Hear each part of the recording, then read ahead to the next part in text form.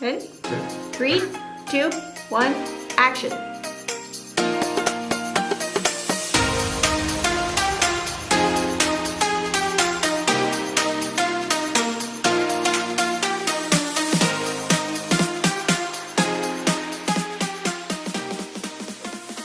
How's everybody doing? What's going on? Hey everyone. We're hanging out in the studio today. Today, my name is Trevor Gudrie. I'm here with my beautiful babe of a wife. Yeah, we can say babe, it's okay. It's like church online, everything goes. Okay, so I'm here with my wife, Megan Gudrie. Say hello, Megan. Hey everyone, how you doing? Normally she's on the other side of the camera, but how does it feel to be on this side of the camera? Different.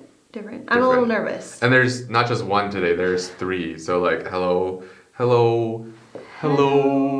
Yes, so there's 3 cameras, so hopefully she doesn't get too nervous because she's got lots of good stuff to say today. Oh dear. Yes, putting the pressure on. All right, so today we are going to, I know today. What are we talking about? What are we talking about today? We've said today a lot. Okay, we're talking about this idea of investments. And you'll kind of understand we're not fully talking about financial investments. We're getting into different ways that we can invest. But the reason we want to talk about investments is because it is a new year. When you're watching this, it will be 2021. Mm-hmm. Yes, I just broke, we're not live, we pre-recorded. So it'll be 2021 when you're watching this. It's the last day of 2020 today. Ooh, it's pretty crazy. Crazy.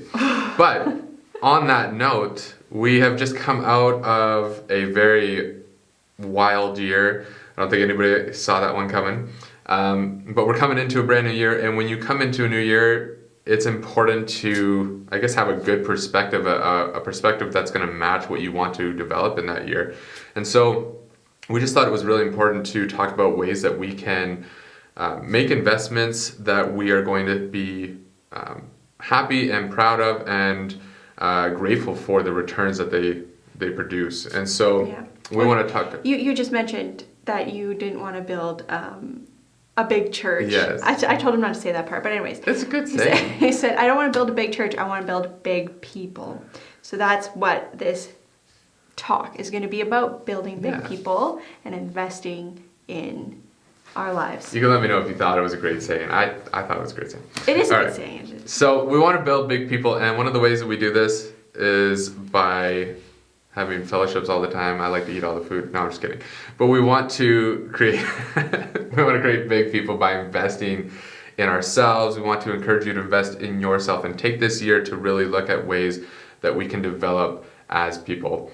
So that's what we're going to talk about today. Right. Kind of kick things off. I'm sure anybody who has ever invested financially has had great investment stories, have probably had some investment stories that you're like, I don't want to tell anybody because it did not go how I wanted. Now mine is not like a major investment, but I've got a story about, not a great investment story, or maybe not a great investment. So when I was younger, I used to buy these sport figurines. You may have seen them in the store back in the day. I don't even know if they still sell them. But I would get them all the time. I'd get them at Christmas. I'd get them from other people. I would purchase them myself. I'd save up money and buy them. And to the point where I had way too many. Like they literally would wrap around. A lot. I had shelves in my room that would hold them, and they would wrap around my entire room, and I ran out of room. Mm-hmm. So, So when Megan and I got married, we were able to share a room. Holla, all the married people. Told you anything goes online. So, but eventually we had to clean that mess up. And so Megan taught me the way of dusting. Very important rule. If you don't dust, you should. You had posters in your room. When we took the posters down, it was like the right color of paint behind it. So you had left that poster up for so long. It was like sun dyed or whatever they call that, sun bleached or whatever around. Yeah, it was rough. It had been a while since he went through his room. We repainted eventually. But so I did a calculation, and I think there was probably would have spent at least $1,000 on all of those figurines. And those figurines, $1,000 later, are sitting in my father's garage in a box. Thank you, Steve. Thank you. Anything we need to store, we hit him up. But they're sitting in a box, and I'm like, what? I could use $1,000 nowadays. I'm like, we could use $1,000. There's so much we could do with that. But when I was making those investments when I was younger, I was like, yeah, this is what I need to have. I thought I'd have such a better return on it. But now looking back, it's such a lack of return on that investment. And so, Megan, do you have any stories of maybe some bad investments or investments that you regret? I was thinking about this. I knew you were going to ask me that. So, so surprised. Oh my gosh, I had no idea. Yeah, so I was thinking, I know I have had bad investments. I have made bad investments. I've made very strange investments. For example, I have probably bought a CD that I probably shouldn't have, or a clothing that was not a great investment. So, you know, something that just would not have looked good or wasn't stylish or whatever. I can't actually think of something, because if I say something, it might offend other people. I know. I'll just say this one. It's okay. Well, okay. I'll let you off the hook. Okay. It's okay. But anyways, I do a lot of research before I buy something. Usually, not anything, but like the bigger things. So we can research for days. Yeah, and it gets a little. My head starts to spin a bit, because it's like, why haven't we bought this yet? We've done all this research. So like a few days ago, we spent the whole day researching. Yeah, what was that for? For shoes for our daughter. Oh yeah. Shoes for Tessa. Yeah. Oh, that's fun. Yeah. Anyways, Tessa. Eventually we made a decision. So yeah, but anyway, so I know I've made some weird ones, but I will say I tend to do a little bit more research before I spend $1,000. Yes. Okay, I researched. I just thought it was great research back in the day. Sure. Now I'm like, ooh, it's a little iffy. But I think that's the point, though, is that that's something we were talking about. We're all investing. I think whether we know it, whether we're intentional about it, whether we research, whether we just go and buy what we like, we're all making investments. And so the question then becomes, are you seeing the return that you're looking for? Are the investments that you're making producing a return that is quality the quality of return that you planned or thought it would, or that you've been looking for? Yeah. So yes, and I think it'd be fair to say that we all would. You don't make investments hoping to have a bad return. No. We all want a great return, so it actually causes us to stop and to self-reflect and say, what do I need to do maybe differently, or what do I need to do to make an investment that's going to bring about that kind of return? I think even before that, to stop and visualize what it is you want as a return, so that you know what to invest in. But. Yeah, for sure. That's good. And we'll make it legal. We'll bring some scripture into it. But scripture talks about that, right? It's scripture. Your joke. It is my joke. I love that like joke every time. Hopefully you guys are not getting old of it. I love that. But the idea of reaping and sowing is all over scripture, right. And that idea that it would be foolish to sow something and not expect to reap a return. Yeah. And I think it's so important on any aspect of our life, but especially when we're talking about investing in ourselves, investing in others, this idea of we want to invest with that intention of that we will see a return, and the way we invest will determine that quality of return. But yeah, so we want to talk a little bit about ways that we can invest, the types of investments, because it's more than just financial. Right. So what are some types of investments that we can make? Okay, so I would say types of investments. Your thought life, first of all. What are you feeding yourself, in a sense? Not food-wise. I know. So, what are you feeding your thought life? What are you seeing? What are you hearing? That kind of thing. And then, in turn, what will come out of you, kind of thing. Your relationships, your marriages, your friendships, your family relationships. I guess acquaintances, all that, Acquaintance. Pleasure to meet you. How do you invest in that? Anyways, and then what about, I'm trying to think, your health. There's another one. Health, finances. We're talking about like your energy. Yes. Like your service, Okay. what you do. Yes, what do you do exactly? And then, actually, keep talking because I thought of something and I just forgot. Yeah, we were talking emotions. Yes. Yeah, service, emotions, all those things. It's so much more than just financial. We're looking at investments, ways that we can make investments actually touch every aspect of our life. Okay, that's what I was gonna say. Actually, never mind. Take it back. Good job. No, you got it. Oh, I was just gonna say you're like literally. If you can get I think one of the most important ones is your thought life, because if your thought life can be lined up with, well, really just with God, then that will permeate into like every other area of your life and will bring, I think, great success. So, yeah, definitely. Okay, that's all I was gonna say.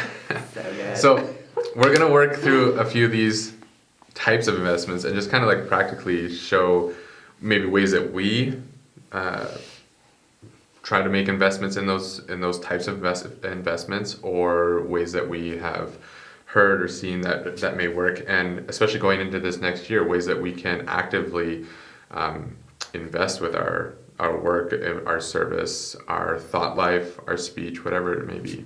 So why don't we start with thoughts? You said that was one of the keys to invest, one of those areas that would have widespread benefit, right? I think that you can train your brain, basically. Ooh, I know. The brain train the brain. I don't know. Anyways, yeah, that You don't like when I do this, so I just do it a little longer. Hashtag. Anyway, so yeah, I think you can train your brain. So I think one thing that would be really helpful is if we started to slow down, to stop, and to acknowledge what's around us. People will make fun of me because they'll say, you just pointed out the rock, like the color of that rock. You just pointed out the color. I said, yes, I love rocks. I don't know what it is. Like, I just love the beauty. I stop, I slow down, and I look around and I acknowledge the beauty of what's around me. Or I try to, at least. And so I encourage you. You're so beautiful, Trev. Thank you. So I think that would be really worthwhile, like such a worthwhile investment, and a great place to start is just to stop and to take the moments that you can that are around you. So whether it's with your family, whether it's by yourself, whether it's with Jesus, like in whatever situation you find yourself in, I think it would be so worthwhile to just concentrate on training your brain to stop and slow down. As soon as this world kind of picks up again and goes, if it hasn't already for you, then you will have already developed that pattern in your mind of how to find beauty or find God, because God is everywhere. To find God in everything around you, and since God is beauty, you'll find beauty in everything around you. You know, you'll have like another lens on, like another filter, I think, in your vision. So I think that's one aspect of thought life. Do you have any thoughts to bounce off of that? Definitely. Well, and I like what you said too, right?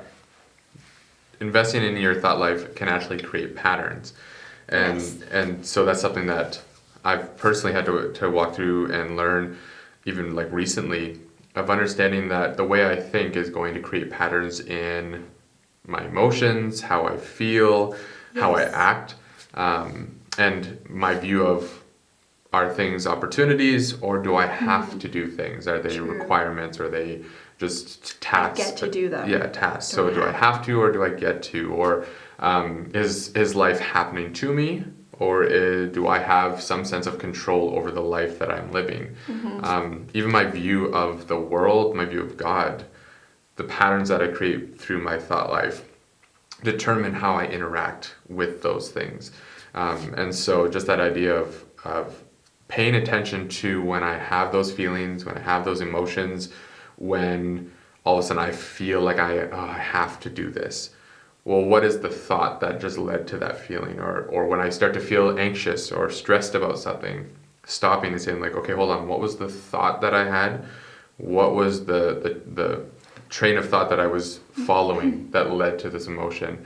And how could a different thought have led me to one that led to freedom rather than to anxiety and stress? That's so good. Yeah, because our like culture right now is just so full of people that are just stressed, you know, and like anxious and depressed and like just not in very good mental health states. So it'd be that's a very good investment to make. Well, and I think too, right? We not to say superficial in a demeaning or necessarily a bad connotation, but often we try to deal with surface level symptoms rather than dealing with the cause, right? And so I can try and change my emotions and change my feelings, but if I can change the patterns that I've developed, I actually will spend less time, less effort changing my feelings and emotions. Yeah, right? the iceberg picture. Yeah, bringing it back. I could see that you were like waiting for me to finish. I just want to talk about icebergs. Late middle school, Yes, all those classroom posters. This is what I'm showing you. This is what you don't see. Yeah. Use that if you're single. No, but it's true. If you're single and looking to date somebody, use that. Be like, this is what you see, but there's so much more. There's so much more to me. There's so much more. By the way, that'll get you a second date. On that note, if you are single and you want to stay single, awesome. But if you are single and you want to be with somebody, then now is the time to invest in yourself. Stop thinking about the person you want to be with. Start thinking about yourself and how you can make yourself the best self that you can be. Boom. Yeah. Listen, I'm ready to buy the CD and the DVD from this lady. Like, I'm motivated. I'm motivated. But yeah. So thought. Yeah. Thoughts. Another emotions. one of the ones that you were talking about was speech, right? Which comes from your thoughts, I think, and just from what you surround yourself with. But the Bible has a verse that says, sorry, I'm trying to think of it. It says that men can tame wild beasts. Man can tame wild beasts, but they cannot tame their tongue. Or it's harder to tame their tongue than it is a wild beast. I think that's crazy. You can tame a wild animal, but you can't tame your tongue, which is inside of you, which is part of you. You can't control that. So I think it's not saying that you can't, it's just saying that it's harder to. So if you can, you have to be intentional about it. Yeah. If you don't prioritize it, if you don't be intentional about it, then I think that it starts to run your life kind of thing. So anyways, your speech, is that what you're talking about? Speech? Yeah, definitely. Yeah. Well, and because it could bring life or it can destroy. Yeah, right. We were talking about how I think in this world, our words, our speech is maybe undervalued, or what we do value out of our words is often the negative side of our words, or that's what gets publicized. But the people that we look for to surround ourselves in community and people who we allow to speak into our lives are usually those people who have learned to tame their tongue, or at least direct their tongue. We're pretty picky about that. Yeah, we want people who, yes, can bring a direction, maybe even have to have constructive criticism, but we want somebody who's going to praise more than they criticize. Or quicker to praise than to criticize. They still can bring direction in our lives, but we want people who actually are looking for the good in us. They're in our corner kind of thing. Yeah. And that idea of, I like this I feel like we've got all the hit wonders here. I don't know what's you've got 2 ears and 1 mouth, right? So you're supposed to listen twice as much as you talk. But just that idea of actually practically, how do we tame our tongue? Well, you need to I think you look for triggers, right? Mm-hmm. There are some things that if we're angry, if we're stressed, if we are, certain things that are going on inside of us will trigger and you kind of lose control of your tongue. That's just a fun thing to say, when this it's just weird. Like when the sirens are behind you. Yeah. When you think you're about to get a ticket, you're like, oh, I wouldn't do that to me, but anyways. But seriously, right? Figure out what are your triggers, and you maybe sometimes just certain people that you get around.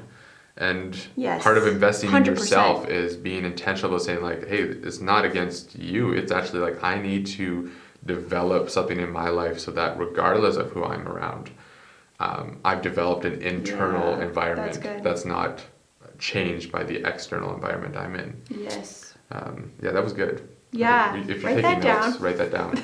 Write it down on your friend's hand and then be I'll write it down. High five. But so speech and I think even we were talking about different types, but something that we also kind of talked about when we were talking about investments was maturity and commitment and sticking with investments that we make, right? That idea of when I was young, I did not think of investments. And so I didn't pay attention to my thought life. I didn't pay attention to the way I spoke, really.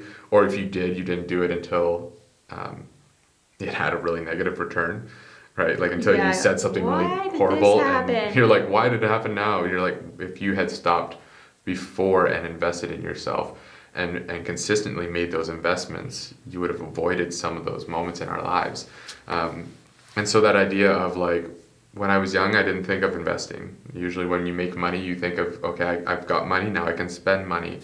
But as you get older and as you mature a little bit more, you start to think about investments. Investments have to do with like long-term, especially the best investments, when you can invest into areas more than just yourself.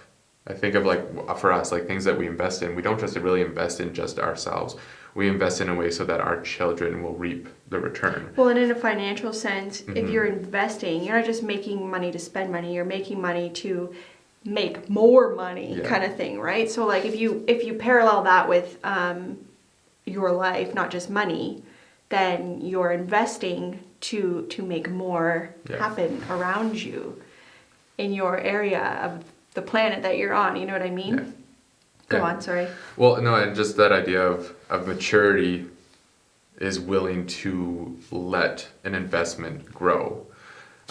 So we come to an end of a year of 2020 and it's like, why am I not further along in my life? Why am I not further along in my occupation? Why have I not developed these characteristics yet? And it's like, whoa, sometimes you don't just arrive after a year of investing. Sometimes you don't see the returns that you want after 1 year or one investment. Sometimes you need to make multiple investments in order to see that kind of return, to see or to develop a life that you're really wanting to see developed. Yeah. Does a lot of developed. I'm trying to get us developed. But you're making me think of like the plant analogy. I don't know. I'm all about like plants. Green thumb. Green, yeah. I don't know what it is, but anyways. We need a salad, probably. That's what it is. You're sowing seeds into something, and then you have to wait. They don't just pop up out of nowhere and like start growing. Very true. Have to wait. You have to commit to the watering and the feeding and the sunlight and repeat until you do have a beautiful plant or whatever you're aiming to get, out of that. So, or a tree or whatever. And it would be really weird just to eat the seed. Right. Right? That idea of like, that's good. There's certain things that you sow and there's certain things you eat. I remember somebody saying like, you don't sow bread, but you don't like eat the seed, right? The wheat. So that idea of like, there are certain things in your life that are meant to be sown, and there's certain things in your life that are meant to actually be for you to receive, to grow from, and things like that. And without commitment, you wouldn't have that return. Yeah. Right? Yeah. Well, I think it's that initial, gratitude. Yeah. Right? Like you might feel full after you eat that, but then you're like, I have nothing left. But when you're willing to take something from your life and invest it, you might feel like there are seasons of your life where you're like, oh, I wish I could have just, you're in a relationship and you so emotionally, you're like, oh, like I feel like that actually cost me something. Yeah. But there's a season that might come where you're like, oh my gosh, I feel more emotionally full because I invested. So there's moments where you have to realize like, me giving is actually part of me preparing to receive. Yeah. That's good. You sound good, babe. Thanks. You look good, babe. We should do this more often. I This love is good. you. I like this. Yeah. But yeah, so I guess, I don't know how long we've been talking for, but kind of tie things a little bit up with this idea. Or is there anything else that you want to talk about before we do that? You're just over there tying a bow. Yeah. I'm very visual. Not yet. No? No. You wanted to talk about crisis a little bit. Yeah. So like to kind of, in a sense, wrap this up. I don't know what I was doing there. Like, it was like I didn't even really watch. I'll handle that for you. Yeah, that's right. to kind of wrap it up though, like this idea, we came out of a crazy year of 2020, but we're still kind of, it's always weird when you come out of a year, yet what happened in 2020 is still happening in 2021, right? Like we still went through a crisis in one year, but we still find ourselves in a crisis in the next, or in a pandemic. And so that idea which is a type of crisis. Which is a type of crisis, yes. Absolutely. But don't get me off track. But like, it's interesting how a pandemic, multiple people can go through a pandemic, but not everybody can be in crisis. I know. Interesting, eh? Yeah. And I think that's kind of those people who are willing to invest don't necessarily see the environment as a crisis, but their internal environment is not crisis, not in crisis mode, right? Yeah. But that idea that investing, especially financially speaking, investing when the market is shaky, when the market is low, maybe the market has crashed, and those who still have the ability to invest in those moments will actually see a much greater return, because that market will, hopefully, will grow, will return back to an elevated state compared to where it is right now. And so in these moments where we find ourselves in crisis, often in the middle of a crisis, you look to isolate. You actually, like, sometimes we run from the very thing we need. We instead of continuing to grow our health, we try to hold on to the health that we only have right now. Or instead of growing our community, we hold on to just the few people that we have, or ourselves. Instead of bettering ourselves, it's just like, I can just get through this. And so instead of looking at this year, this moment as we're just trying to survive till this is over, we're wanting to encourage you and ourselves that this is actually a moment for us to thrive. That if we can take time to invest when it's hard, invest when maybe not everybody is looking to invest in themselves, that we'll actually see a greater return on our investments. If on a grand scale, people are not looking to change a thought life, change the way we speak, to change the way that we spend our energy and our emotions, how much more will it be seen in those people who do choose to do that? Yeah. I don't know. Anything for you? Yeah. I think now's the time to invest. Yeah. Like, now is the time. Like, yeah. It would be such a shame. It would be such a waste to not invest in yourself right now. So take this year, take maybe moments today, and to look and find ways that you can invest in yourselves. And honestly, we just really hope that you see a great return on those investments, that you find a life that you're looking for on the other end of that investment. So have an amazing day. Bye-bye. Gudrie signing off.